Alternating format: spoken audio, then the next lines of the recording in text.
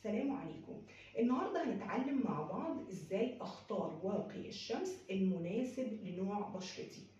طبعا احنا متفقين على اهمية واقي الشمس انه بيحمينا من اضرار الشمس، بيمنع التسببات، بيمنع التجاعيد المبكرة.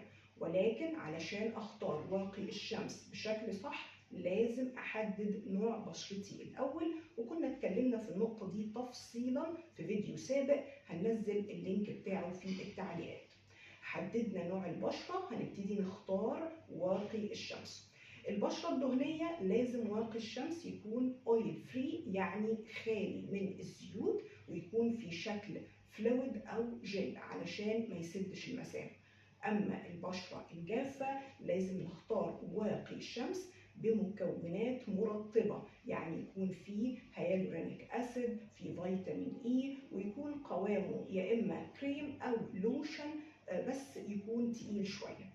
اما البشره المختلطه فبنوازن ما بين الترطيب وما بين التحكم في الدهون، فبنختار واقي الشمس يكون في صوره فلويد او لوشن، بس يكون قوامه خفيف.